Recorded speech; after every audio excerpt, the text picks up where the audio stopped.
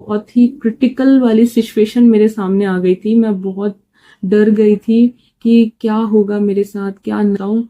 इतना ज्यादा, जब नॉर्मली जब डिलीवरी होती है ना तब भी इतना पेन नहीं होता होगा जितना पेन उन दवाइयों से हुआ था मुझे। कुछ होता अगर बेबी को तो उसका जो पॉइजन है वो मेरे भी शरीर में आ सकता था और मेरी भी ऑन द स्पॉट डेथ हो सकती थी उस समय।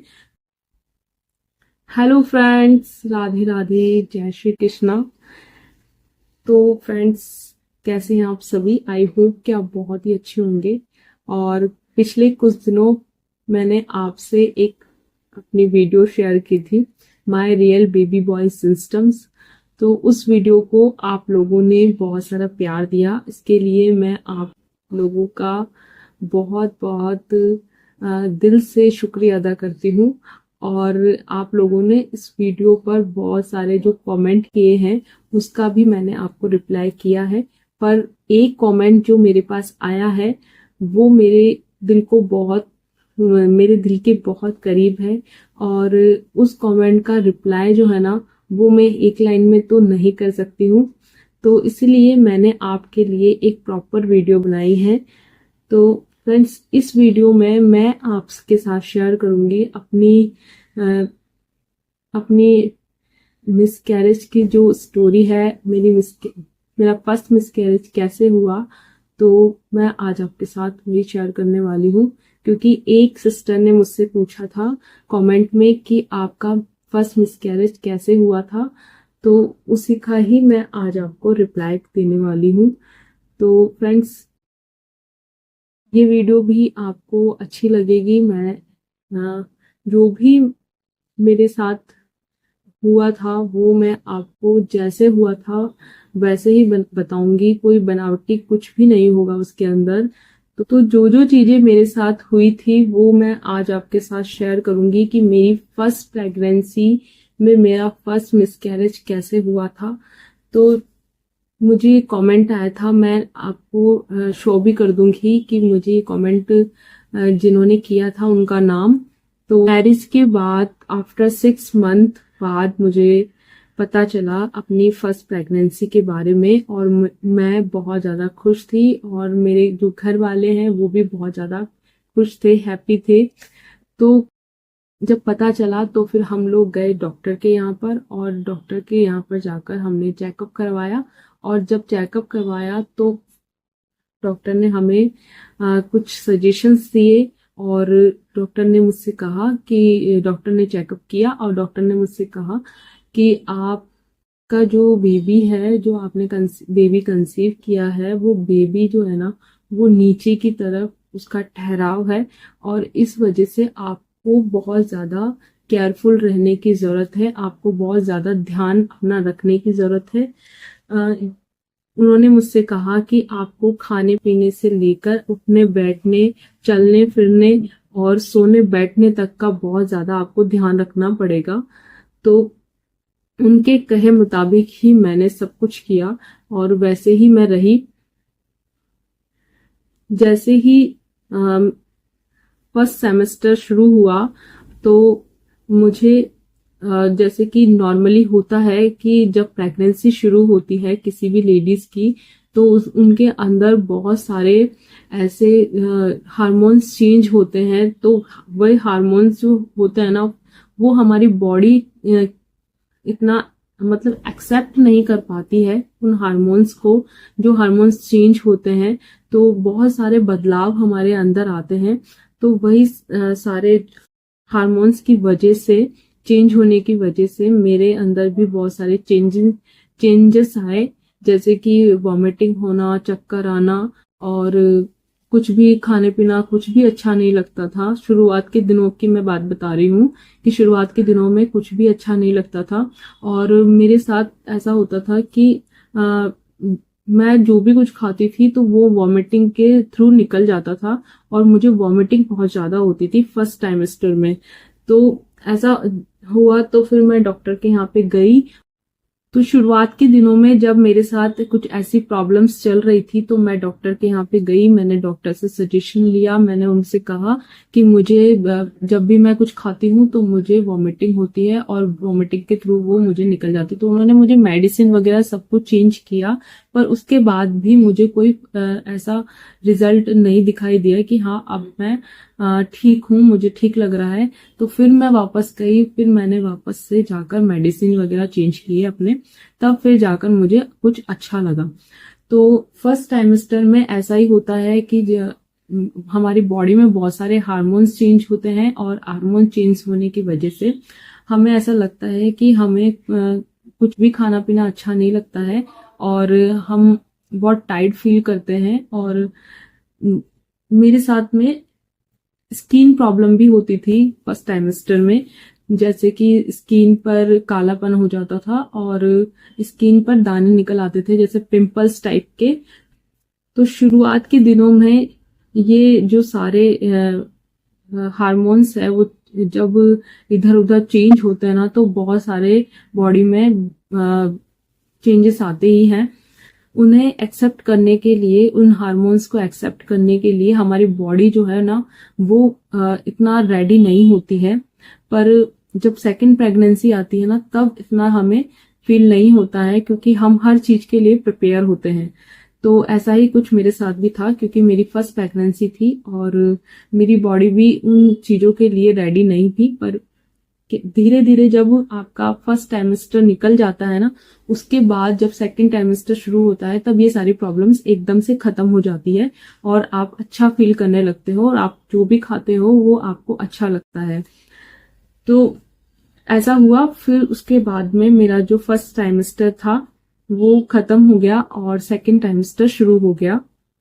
जब सेकंड टाइमेस्टर शुरू हुआ तो सब कुछ अच्छा चल रहा था। शुरुआत के जो महीने थे ना वो अच्छे चल रहे थे।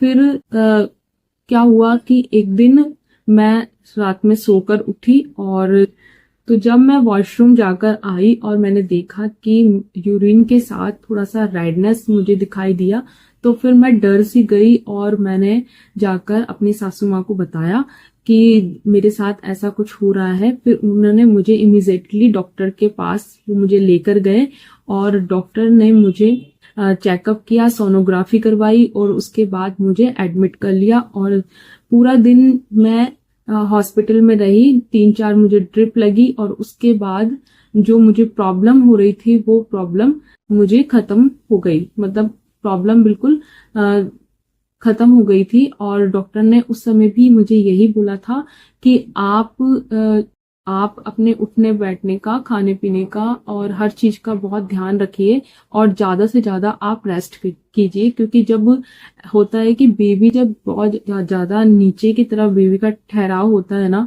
तो प्रेग्नेंट औरत को बहुत ज्यादा ध्यान रखने की जरूरत होती है, अपनी अपनी बहुत ज्यादा केयर करने की जरूरत होती है। तो जैसे कि घर में बहुत सारे काम हर लेडीज को करने ही होते थे, तो मैं तो सभी काम करती थी अपने और बस ध्यान रखती थी कि हाँ जो डॉक्टर ने मुझे कहा है उस तरह से मैं रहूं और उनकी कही हुई हर एक चीज को मैं फॉलो करूं।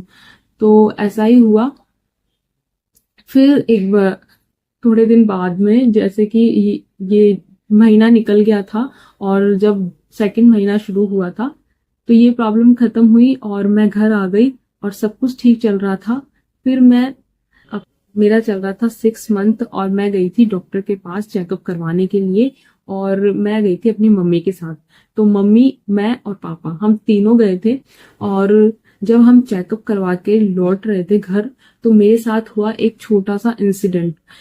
तो जैसे ही हम ऑटो में बैठे और आगे चले तो ऑटो वाले ने बहुत ज्यादा जोर से ब्रेक लगाया और मैं आगे की तरफ आ गई। पर मैंने हाथ से बिल्कुल बैलेंस ऐसा बना लिया था और मतलब झटका मुझे बहुत जोर से आया था, पर मैंने हाथ से बैलेंस बना लिया था ताकि मैं आगे जाके लगूं नहीं।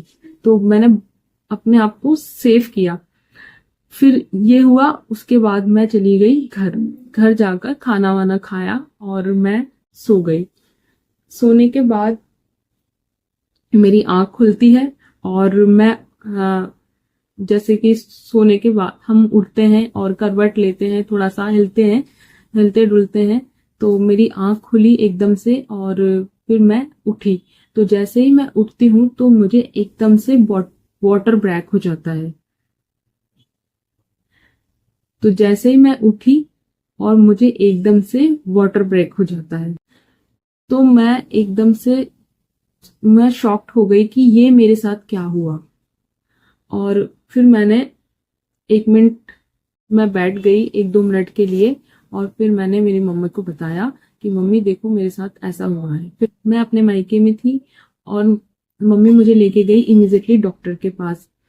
तो होता है ना कि जब बेटियां मायके में होती हैं और जब उनको बहुत ज्यादा केयर की जरूरत होती है तो वो केयर करते भी हैं, पर जब कुछ ऐसी बात हो जाती है तो वो भी ऐसे सोचने लग जाते हैं कि एकदम से ये क्या हो गया।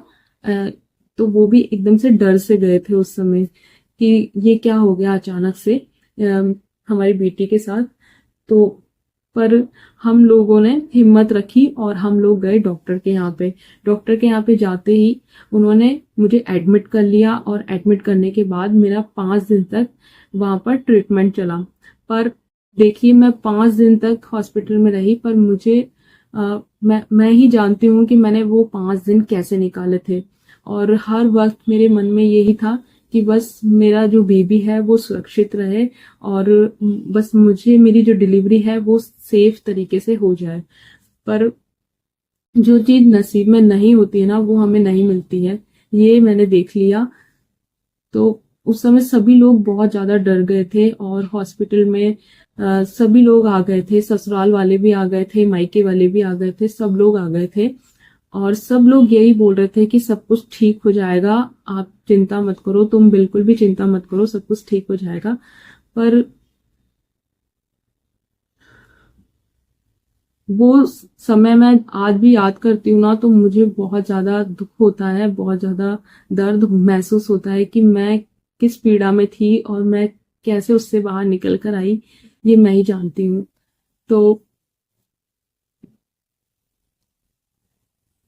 तो सब लोगों ने हिम्मत दी, हस्बैंड ने भी बहुत ज्यादा हिम्मत दी मुझे कि सब कुछ ठीक हो जाएगा, कुछ नहीं होगा। पर डॉक्टर्स को पता था कि क्या होने वाला है आगे। तो डॉक्टर्स ने कह दिया था कि हम माँ को बचा लेंगे पर बेबी को हम बचा नहीं पाएंगे, क्योंकि बेबी जो है ना वो बहुत ज्यादा छोटा है और इनका भी हम सिजेरियन करके ही बेबी को बाहर निकालेंगे, क्योंकि नॉर्मल डिलीवरी इनकी पॉसिबल नहीं है। क्योंकि जब वाटर ब्रेक हो गया तो बच्चा जो होता है ना वो पानी की थैली में होता है, और जब वो पूरी तरीके से वहां पानी ही नहीं रहेगा तो बच्चा मूव कैसे करेगा, और ऐसे में नॉर्मल डिलीवरी होना बिल्कुल पॉसिबल नहीं होती है। तो ऐसी सिचुएशन, बहुत ही क्रिटिकल वाली सिचुएशन मेरे सामने आ गई थी। मैं बहुत डर गई थी कि क्या होगा मेरे साथ, क्या नहीं होगा। मैंने मतलब मैं भगवान के ऊपर मैंने सब कुछ छोड़ दिया था कि भगवान अब आप ही देखिएगा कि मेरे साथ ही क्या हो रहा है, और अब आप ही इसको इस प्रॉब्लम से मुझे बाहर निकाल सकते हो। मैंने सिर्फ माता जी का नाम लिया और बस मैं उनका ही नाम लेती रही कि बस सब कुछ ठीक हो जाए, बस सब कुछ ठीक हो जाए। और सबसे ज्यादा जो मुझे चिंता थी ना वो थी अपने बेबी की। तो हो एक जब एक लेडीज शुरुआत से जब प्रेगनेंसी जब शुरू होती है ना तब से ही उसे अपने बेबी से ना बहुत ज्यादा अटैचमेंट हो जाती है। तो उसी तरीके का अटैचमेंट मुझे भी हो गया था और मैं उस समय ना बहुत ज्यादा दुखी हुई थी, बहुत ज्यादा रोई भी थी। पर भगवान के को जो मंजूर होता है ना वही होता है हमारे साथ। तो उस समय डॉक्टर ने कहा कि सिजेरियन से ही बेबी को बाहर निकालेंगे और सिजेरियन ही होगा। पर हम मेरे जो फैमिली मेंबर्स थे, जैसे कि मेरी सासू माँ, हस्बैंड जी और मेरे मम्मी पापा, उन्होंने और मेरे दादा दादी ने सबने मना कर दिया था कि नहीं, हम सिजेरियन नहीं करवाएंगे। जब बेबी ही नहीं रहेगा तो फिर सिजेरियन करवा के इनका शरीर क्यों खराब करना है, तो सिजेरियन नहीं करवाएंगे। तो ऐसा डिसीजन लिया, फिर हमने हॉस्पिटल चेंज किया। तो ऐसा डिसीजन ससुराल वालों ने और मायके वालों ने दोनों ने मिलके लिया, और वो डिसीजन मेरे लिए अच्छा भी था।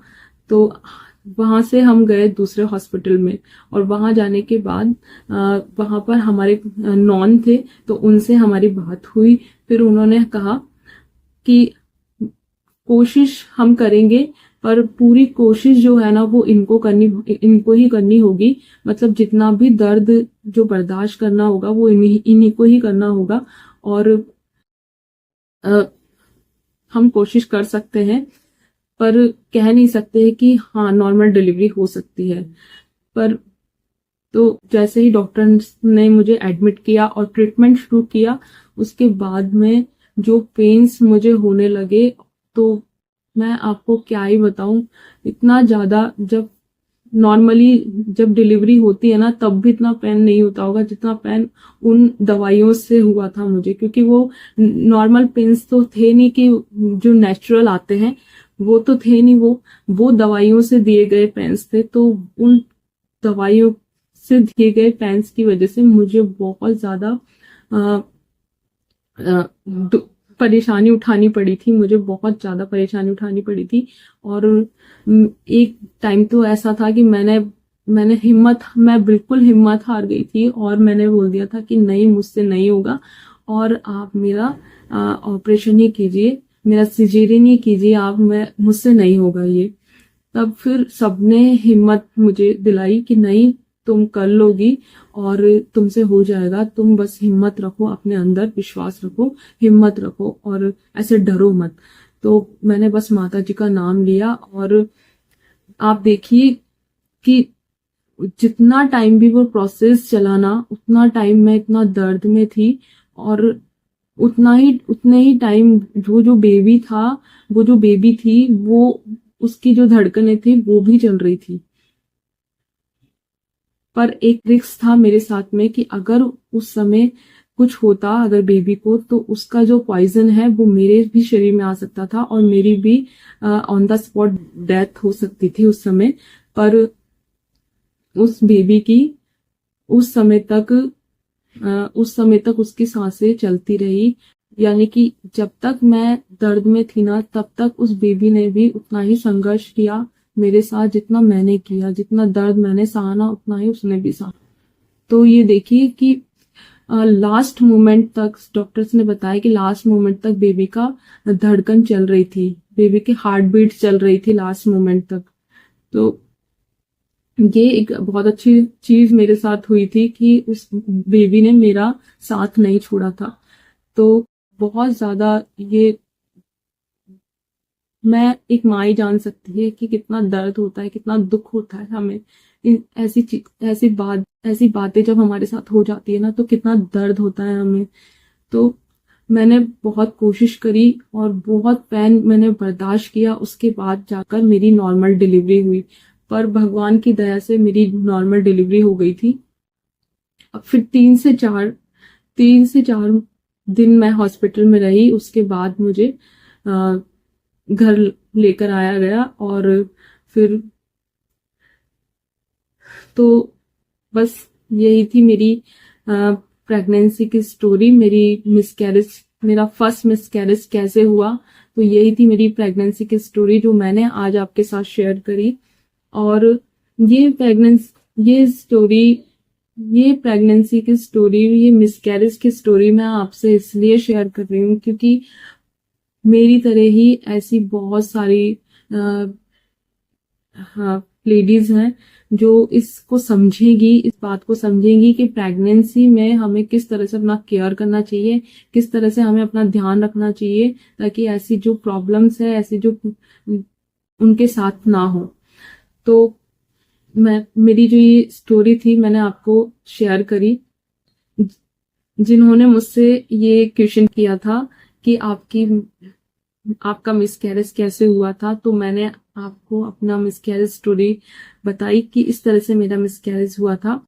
और मैं उन सबको बोलना चाहती हूँ जो मेरी तरह जिनकी फर्स्ट प्रेगनेंसी चल रही है, उनको बोलना चाहती हूँ कि आप लोग अपना बहुत बहुत ज्यादा ख्याल रखिए।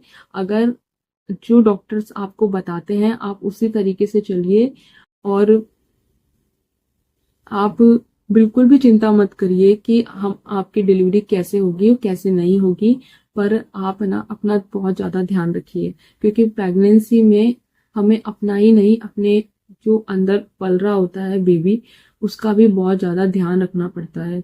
तो आप ये समझिए कि आप अपना ध्यान नहीं रख रहे हैं, आप उसका ध्यान रख रहे हैं। तो बहुत ज़्यादा अपना केयर कीजिए, घूमिए फिरिए, अच्छा खाइए, वॉक करिए। मैं हमेशा यही कहती हूँ अपनी वीडियो में कि जब भी मैं प्रेगनेंसी के ऊपर बात करती हूँ, तो खुश रहना बहुत ज़्यादा ज़रूरी होता है एक लेडीज़ के लिए, एक प्रेग्नेंट लेडी के लिए खुश रहना बहुत ज़्यादा ज़रूरी है। जब आप खुश रहेंगे तो आपका बेबी भी बहुत ज़्यादा खुश रहेगा, हैप्पी रहेगा, और हमेशा वो भी हंसता खेलता रहेगा।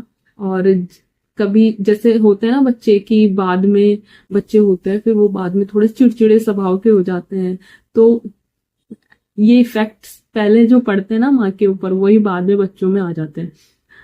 तो आप खुश रहे तो आपका भी बच्चा भी खुश रहेगा और हंसता खेलता रहेगा। तो चलिए फिर इस वीडियो को मैं यहीं पर एंड कर रही हूँ, और अगर ये वीडियो आपको अच्छी लगी हो तो प्लीज वीडियो को लाइक, शेयर और सब्सक्राइब करना बिल्कुल भी ना भूलें, और जो भी इस स्टोरी से रिलेट करता हो वो मुझे जरूर कमेंट करके बताइए कि आपके साथ क्या हुआ था।